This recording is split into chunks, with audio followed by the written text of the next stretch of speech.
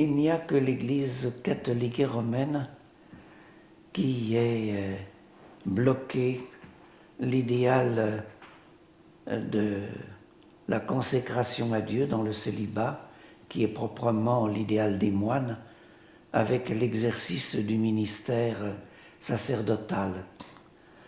Les orthodoxes, depuis les origines de l'Église, ont des milliers de moines qui ont choisi cette façon de rechercher Dieu et l'union à Dieu. Ils ont parallèlement des milliers de prêtres mariés, que ça ne les empêche pas de se sanctifier, de devenir des saints eux aussi, et dans le respect absolu de la vocation propre à chacun. Le Christ lui-même, en choisissant Saint Pierre comme chef de son Église, a choisi parmi les apôtres un homme marié et même père de famille d'après la tradition qui lui attribue une fille. Donc seule l'Église latine a fait cette espèce de blocage. Je crois qu'il y a à cela, comme toujours, plusieurs raisons. Il y a d'abord le fait que le prêtre célibataire est beaucoup plus facile à déplacer que le prêtre marié. On le domine beaucoup plus facilement comme un soldat, on en fait ce que l'on veut. Les frais ne sont pas les mêmes non plus pour le nourrir, etc. Il y a un tas de raisons pratiques qui jouent, de raisons politiques. Je crois qu'il y a une autre raison plus générale vis-à-vis de la sexualité en général, et là, je crois en avoir dégagé la racine, notamment dans le premier chapitre du livre « Hélas », qu'avons-nous fait de son amour? Et dans « Hélas », je montre que la différence très profonde entre les églises d'Orient et d'Occident. En Orient, la grande cassure, si l'on peut dire, entre Dieu et sa création, c'est là qu'il y a un abîme. Dieu le tout autre, tout le reste c'est la création.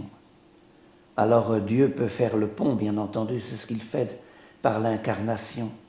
Mais en soi, la nature créée est totalement distincte de la nature divine. C'est là qu'il y a un abîme.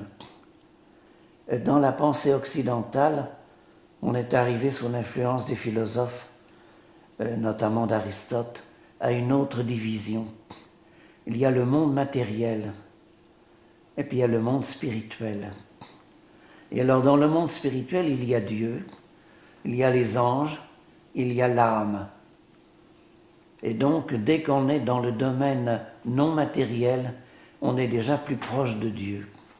La grande rupture est entre le matériel et le non matériel, à tel point qu'on va voir un certain nombre de théologiens de haut rang pourtant, qui vont considérer que le chercheur dans son laboratoire se rapproche de Dieu autant que le moine en prière dans sa cellule, en disant c'est la même faculté qui travaille dans les deux cas, selon deux modes différents. Je pense au Père Chenu pour une théologie du travail.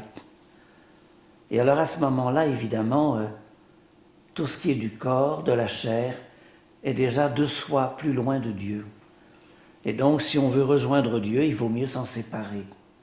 D'où ce mépris pour toute la vie charnelle, sexuelle, toute la vie du corps en général, toute la matière que l'on a dans l'Église d'Occident. Et alors ça aboutit en général à des catastrophes, selon la formule de Pascal, l'homme n'est ni ange ni bête, et le malheur veut que qui veut faire l'ange fait la bête. On le voit bien actuellement, je n'insisterai pas lourdement, c'est pas nécessaire, mais combien de prêtres ont voulu faire les anges et n'ont fait que de devenir les bêtes. Je pense que l'Église, là, en Occident, a commis une erreur profonde.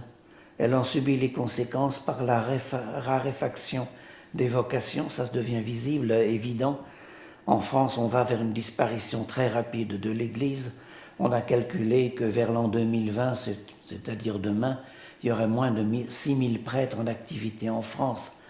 On va vers la disparition complète très rapidement. Mais je dirais, ça n'est pas que le problème des vocations, c'est le nombre de fidèles pleins de bonne volonté que l'on a éloignés de Dieu par des exigences qui n'ont rien à voir avec celles de l'Évangile, absolument rien à voir. Et là, c'est finalement une véritable forme de trahison de l'Évangile, de trahison du Christ, en remplaçant l'exigence d'amour universel qui est chez le Christ par des exigences qui n'ont plus rien à voir avec le véritable amour. C'est une forme de trahison déjà. Et l'Église a éloigné quantité de gens de Dieu.